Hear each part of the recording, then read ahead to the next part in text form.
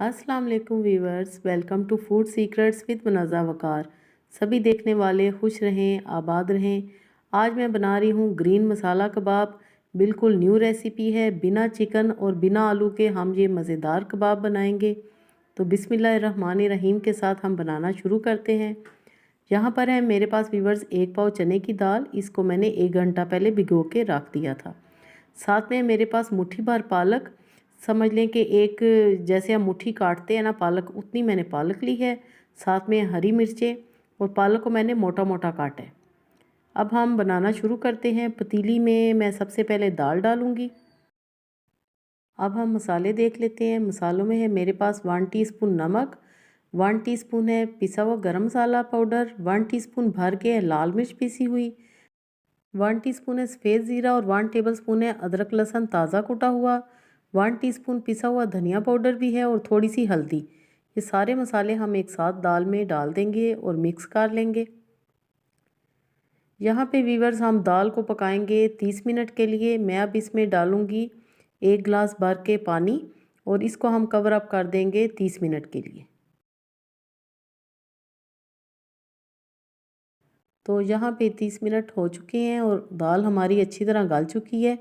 खुशबू भी बिल्कुल ऐसे आ रही है घर में जैसे कि मैं शामी कबाब बना रही हूँ। दाल का गला होना बहुत ज़रूरी है। आप दाल चेक कर लें। और अब हम इसमें शामिल करेंगे पालक। वीवर्स, पालक आपने इस स्टेज पे डालनी है, बिल्कुल स्टार्ट में आपने नहीं डाल देनी। पालक को हम मिक्स करेंगे और पानी बिल्कुल भी नहीं हमने डालना।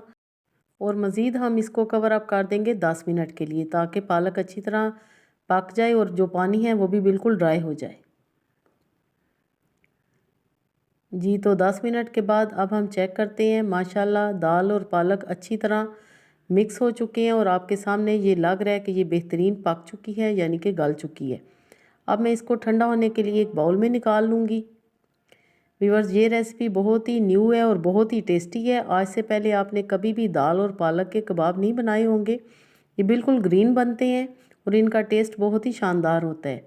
अच्छी तरह ये मिक्सचर ठंडा हो चुका है। अब हम इसको चॉपर में चॉप राइस कर लेंगे।